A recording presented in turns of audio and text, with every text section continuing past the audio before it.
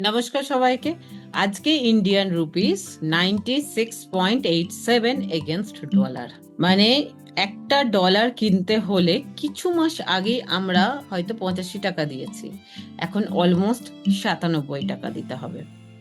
মানে 12 টাকা তফাৎ। মানে $100 কিনতে হলে পরে আমরা কিছু মাস আগেই 85 দিয়েছি, এখন 97 দিতে হবে, মানে 1200 টাকা তফাৎ। হ্যাঁ, সিচুয়েশন বলা যেতে পারে ভালো না যদি আমরা ডলার দিতে চাই, কিন্তু যদি আমরা ডলার বিক্রি করতে চাই তাহলে কিন্তু আমরা ভীষণ লাভজনক জায়গায় রয়েছি। আগে $1 বিক্রি করলে আমরা 85 টাকা পেতাম, এখন $1 বিক্রি করলে আমরা 97 টাকা পাবো, 12 টাকা প্রফিট। তাই তো সিচুয়েশনটা হচ্ছে সেম, কিন্তু কেউ প্রফিটে রয়েছে, কেউ লসে রয়েছে। যে ডলার কিনছে সে লসে রয়েছে, যে ডলার বিক্রি করছে সে প্রফিটে রয়েছে। মানে ব্যাপারটা এরকম দাঁড়াচ্ছে, কারো চৈত্র মাস তো কারো সর্বনাশ। আমাদের দেশেই কিছু মানুষ ভীষণ কষ্টে রয়েছে, কারণ আমাদের ইন্ডিয়ান রুপিস ডলারের এগেনস্টে ডেপ্রিসিয়েট করছে এবং ইন্ডিয়া প্রচুর পরিমাণে ডলার কেনে, প্রচুর পরিমাণে ইম্পোর্ট করে।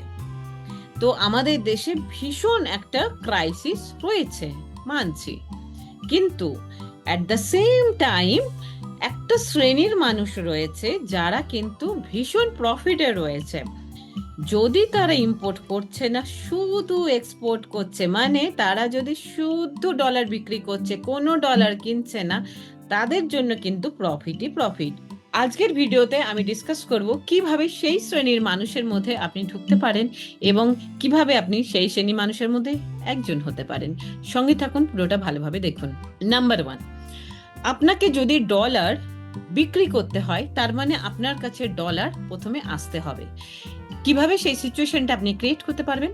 1 নম্বর প্রসেস, আপনি এমন কোনো জায়গায় চাকরি করুন যেখানে আপনি ডলারে ইনকাম করছেন, বা আপনি ফ্রিল্যান্সিং করছেন, বা যে কোনো ভাবে হয়তো এমন কোনো একটা প্ল্যাটফর্মের সাথে আপনি যুক্ত আছেন, বা অর্গানাইজেশনের সাথে যুক্ত আছেন, বা ইনস্টিটিউটের সাথে যুক্ত রয়েছেন, যেখানে আপনার অ্যাকাউন্টে যে পয়সাটা আসছে সেটা ডলারে আসছে।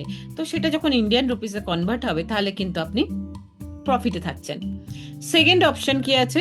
যদি আপনি চাকরি না করছেন কোথাও যেখানে আপনি হয়তো ডলার দিয়ে ইনকাম করতে পারেন, সেরকম কোনো অপশন আপনার কাছে যদি অ্যাভেলেবেল না থাকে, তাহলে আপনার কাছে একটা অপশন রয়েছে, সেটা হচ্ছে আপনি এক্সপোর্ট বিজনেস শুরু করতে পারেন। এক্সপোর্ট বিজনেস মানে কি? যে জিনিসটা ইন্ডিয়াতে প্রচুর ওভার সাপ্লাই আছে সেরকম কোনো একটা জিনিস আপনি সিলেক্ট করুন এবং সেটা বিদেশের মার্কেটে আপনি বিক্রি করুন। ইনভয়েস যদি আপনার ডলারে থাকে তাহলে আপনি প্রফিটে রয়েছেন। যখন আমাদের আইএনআর ডেপ্রিসিয়েট করে তখন এক্সপোর্টারদের কিন্তু ভীষণভাবে প্রফিট হয়, এবং এটা একটা ইকোনমির কনসেপ্টই যে আমাদের নিজেদের যেটা ডোমেস্টিক কারেন্সি সেটা যত ডেপ্রিসিয়েট করবে তত এক্সপোর্ট বিজনেসকে আমরা বুস্ট করছি। কিন্তু আমরা যদি সেই এক্সপোর্ট বিজনেসটাতে পার্টিসিপেটই না করি তাহলে কিন্তু সেটা আর বুস্টার হচ্ছে না আর কি। তাহলে কিন্তু আমরা ইম্পোর্টই করতে থাকছি আর আমরা কিন্তু তাহলে প্রবলেমেই থেকে যাচ্ছি। এবার আপনি যদি ফার্স্ট টাইম এক্সপোর্টার, তাহলে আপনি দেখুন কোন জিনিসটার ওভার সাপ্লাই রয়েছে আপনার আশপাশে, এবং আপনি ভীষণ ইজিলি সাপ্লাইয়ের সাথে কথা বলতে পারবেন, সাপ্লাইয়ের সাথে ডাইরেক্ট ফেস টু ফেস কথা বলতে পারবেন, তার সাথে পেমেন্ট টার্ম ডিসাইড করতে পারবেন, প্রোডাক্টের কোয়ালিটি আপনি জানেন, এবং সেই প্রোডাক্টটা নিয়ে আপনি ভালোভাবে পড়াশোনা করুন। মানে এক্সপোর্ট বিজনেস করলে আপনি কিন্তু এই সময় প্রফিটে থাকবেন, দ্যাটস ফর শিওর। এরপরে নেক্সট যে প্রবলেমটা আসে সেটা হচ্ছে যে আমি এক্সপোর্ট বিজনেস শুরু করব কি করে। প্রথমে আমি নতুন এক্সপোর্টার যারা, তাদের নিয়ে কথা বলবো, তারপরে আমি বলবো যারা অলরেডি এস্টাবলিশড বিজনেসম্যান ডোমেস্টিকে বিজনেস করছে তাদের নিয়ে কথা বলবো। যারা একদম নতুন এক্সপোর্টার আমি তাদের জন্য বলছি যে কোন প্রোডাক্টটার প্রচুর ওভার সাপ্লাই আছে সেটা প্রথমে আপনি ভালো করে দেখুন এবং তার সাপ্লায়ার সাথে কথা বলুন, তার সাপ্লায়াররা কিরকম পেমেন্ট টার্ম নেয় সেগুলো কথা বলুন, প্রোডাক্টের কোয়ালিটি কিরকম হয়, কোন মার্কেটে কিরকম প্রোডাক্টের কোয়ালিটি যায়, এটা নিয়ে ভালোভাবে স্টাডি করুন। এইভাবে আপনি শুরু করুন ফার্স্ট আপনার এক্সপোর্ট বিজনেস।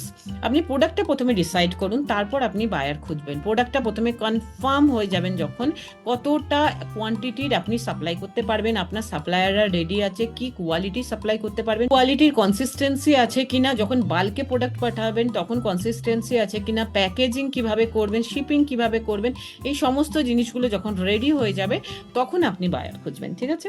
এবার নেক্সট আসছি domestic businessman, established domestic businessman. যারা অলরেডি বিজনেস করছে তাদের জন্য আমি দুটো প্রসেস বলতে চাইবো এখানে। হয়তো আপনার কাছে 10টা প্রোডাক্ট আপনি হয়তো ডোমেস্টিক বিজনেসে বিক্রি করছেন, 10টার মধ্যে কিন্তু 10টাই হয়তো এরকম হবে না যে আপনি বিদেশে বিক্রি করতে পারেন। প্রথমে মানে ইকুয়াল পোটেনশিয়াল হবে না 10টারই। তো প্রথমে কি করবেন, 10টার মধ্যে থেকে দেখবেন কোন 5টা আপনার বিক্রি করবার মতো যোগ্য, মানে কোন 5টা বিদেশের মার্কেটে যাওয়ার মতো রয়েছে। তার মধ্যে থেকে হয়তো একটা দুটো থাকবে আপনার, হয়তো হয়তো দুটো প্রোডাক্ট আপনি পাবেন এইরকম, যার হয়তো 10% 20% আপনি যদি একটু মডিফিকেশন করেন বা একটু কমপ্লায়েন্স সার্টিফিকেট বাগার আপনি দিয়ে দেন, তাহলে আপনি সেটা বিদেশের মার্কেটে পাঠাতে পারবেন। তো আপনি প্রথমে সেটা ডিসাইড করুন যে কোন দুটো প্রোডাক্ট আমার সব থেকে কম খরচ দিলে পরে একটা বিদেশের মার্কেটের জন্য রেডি হয়ে যাবে। এবং প্রথমে ডিসাইড করুন কোন মার্কেটে আপনি সেটা পাঠাবেন। সেটা হয়তো হতে পারে আপনার ইউএস, হতে পারে আপনার ইউরোপিয়ান ইউনিয়ন, হতে পারে গালফ কান্ট্রি, হতে পারে ইয়া সাউথ এশিয়ান কান্ট্রি হতে পারে। কিন্তু প্রত্যেকটা জায়গার না কমপ্লায়েন্স আলাদা, তাদের রিকোয়ারমেন্ট আলাদা, তাদের ডিমান্ড আলাদা। তো আপনাকে এটা বুঝতে হবে, আমি যে মার্কেটটা ডিসাইড করব সেই মার্কেটের কমপ্লায়েন্স কিন্তু আমাকে পূরণ করতে হবে, বা সেই মার্কেটের ডিমান্ডটা আমাকে পূরণ করতে হবে। তার মানে আমাকে আমার 10টা প্রোডাক্টের মধ্যে এমন একটা ইয়া দুটো ইয়া 3টে প্রোডাক্ট চুজ করতে হবে যে প্রোডাক্টটাতে আমি ওই কস্টটা দিতে পারবো। যে হ্যাঁ, আমি এই বছর হয়তো আমি ধরে রাখছি 2 লাখ টাকা এক্সট্রা আমার খরচা হবে, কিন্তু আমি ইউ মার্কেটের জন্য আমার প্রোডাক্টটা রেডি করছি, বা গালফ মার্কেটের জন্য আমি আমার প্রোডাক্টটা রেডি করছি। সেই হিসেবে আমি কমপ্লায়েন্স করিয়ে দেবো, সার্টিফিকেশন সবকিছু করে দেবো, ডকুমেন্টেশন সবকিছু করিয়ে দেবো। কিন্তু এটা পসিবল না যে আপনার 10টা প্রোডাক্টের জন্যই যদি আপনি স্ক্যাটার্ড হয়ে ভাবেন যে 10টা প্রোডাক্টে আমি সবকিছু খরচ করতে থাকবো, তাহলে কিন্তু কোনোটাই প্রসেস হবে না বা এক্সিকিউট আপনি করতে পারবেন না। ভীষণ কমপ্লিকেটেড একটা সিচুয়েশন দাঁড়িয়ে যাবে। সেকেন্ড আর একটা সিচুয়েশন আমি বলছি, ধরুন আপনি ডোমেস্টিকে এস্টাবলিশ বিজনেসম্যান, কিন্তু আপনি বুঝতে পারছেন না কিভাবে স্টার্ট করবেন এক্সপোর্ট বিজনেস। ওই সময় আপনি কি করুন, যেগুলো আপনার আশেপাশে যে কান্ট্রিগুলো রয়েছে না, সেই কান্ট্রির আপনি দেখুন যে ওখানকার লোকের ডিমান্ডের সাথে আমার কাছে যে প্রোডাক্টগুলো অ্যাভেলেবেল আছে কোনটা ম্যাচ হচ্ছে। হ্যাঁ, এবং তখন আপনি দেখুন যে আপনার 10টা প্রোডাক্টের মধ্যে কোন প্রোডাক্টটা ম্যাচ হচ্ছে। সাপোজ আপনি ধরে নিলেন শ্রীলঙ্কাকে হয়তো টার্গেট করছেন। শ্রীলঙ্কার সাথে দেখুন যে আপনার যে প্রোডাক্টগুলো অ্যাভেলেবেল তার মধ্যে থেকে কোন প্রোডাক্টটা শ্রীলঙ্কার মানুষের কাছে আমি পাঠাতে পারবো। হয়তো জামা কাপড়ের ব্যাপারে আপনি হয়তো ভাবছেন, এবার ওখানে হয়তো আপনি দেখবেন যে শ্রীলঙ্কার ক্লাইমেট কীরকম, ওখানকার লোকজনেরা কী ধরনের জামা কাপড় প্রেফার করে, সেই হিসাবে আপনার 10টা প্রোডাক্টের মধ্যে আপনি ডিসাইড করবেন কোন প্রোডাক্টটা শ্রীলঙ্কার লোকেদের জন্য সুটেবল হবে। যেটা হয়তো সাউথ কোরিয়া বা ভীষণ ঠান্ডার জায়গা সেই যেখানে সুটেবল হবে কিছু হয়তো উলেন প্রোডাক্ট, বাট সেই সেম প্রোডাক্ট কিন্তু সুটেবল হবে না গালফ কান্ট্রিতে, সেম উলেন প্রোডাক্ট কিন্তু গালফ কান্ট্রিতে সুটেবল হবে না, বা শ্রীলঙ্কার জন্য হয়তো হলো না সুটেবল। তো এই ব্যাপারটা আপনাকে বুঝতে হবে। হয়তো আপনি কাপড়ের বিজনেস করছেন, এবার আপনার কাছে হয়তো সোয়েটারও রয়েছে, আপনার কাছে হয়তো নর্মাল কুর্তিও রয়েছে। এবার আপনাকে দেখতে হবে যে আপনার কুর্তিটা কোথায় যাবে আর সোয়েটারটা কোথায় যাবে বা শাড়িটা কোথায় যাবে। তো যদি আমি গার্মেন্টের এক্সাম্পল নিচ্ছি, কারণ আপনার প্রোডাক্টের ডিমান্ডটা সব মার্কেটে একরকম হবে না। তো আপনি যদি প্রোডাক্টটাকে ফিক্স রাখেন যে হ্যাঁ, আমি আমার এই 10টা প্রোডাক্টের মধ্যে যে প্রোডাক্টটাই হোক না কেন আমি সেটাকেই এক্সপোর্ট করব, তাহলে আপনি কোনো একটা ইয়া দুটো মার্কেটে ট্রাই করুন। আর যদি আপনি এটা ভাবছেন যে না আমি পুরো ইউএসএ মার্কেটটাতেই আমি খেলবো, বা আপনি ভাবছেন যে আমি পুরো সাপোজ গালফ কান্ট্রি মার্কেটটাতে আমি খেলবো, তখন আপনি আপনার যে প্রোডাক্ট রয়েছে সেই প্রোডাক্টের মধ্যে থেকে 2টো ইয়া 3টে প্রোডাক্ট সিলেক্ট করুন এবং সেটাকে পুরো কমপ্লায়েন্স, তার সার্টিফিকেশন, তার যে অ্যাডিশন সাবস্ট্রাকশন অ্যাজ পার দেয়ার মার্কেট রিকোয়ারমেন্ট, আপনি 2টো 3টে প্রোডাক্টকে রেডি করুন এবং সেই মার্কেটে সব ইম্পোর্টার যারা রয়েছে, বায়ার রয়েছে, তার কাছে কনফিডেন্টলি এটা বলুন। মানে আপনার মনের মধ্যেও এটা কনফিডেন্স থাকতে হবে যে আমার প্রোডাক্ট গালফ কান্ট্রির জন্য পুরোপুরি রেডি হয়ে গেছে, আমার প্রোডাক্ট ইউএস মার্কেটের জন্য পুরোপুরি রেডি রয়েছে, আমার প্রোডাক্ট সাপোজ ইউ মার্কেটের জন্য পুরোপুরি রেডি রয়েছে, তার সার্টিফিকেশন, কমপ্লায়েন্স, তার শিপিং, প্যাকেজিং, লেবেলিং সব কিছু রেডি রয়েছে। I am ready to deliver you.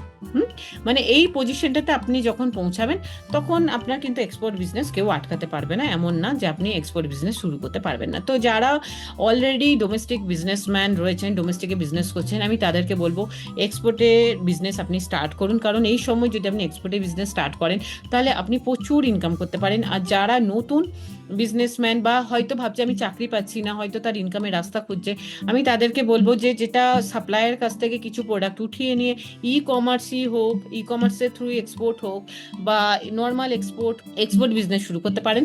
কারণ এই সময় কিন্তু যদি আপনার কাছে ডলারে আসে আর কি অ্যামাউন্টটা, তাহলে কিন্তু আপনি প্রচুর প্রফিট কামাতে পারবেন। আমি ভিডিও শেষ করার আগে আবার বলবো যে এক্সপোর্ট বিজনেস শুরু করুন। This is the right time to start your export business. আজকের মতো এইটুকুই, নমস্কার।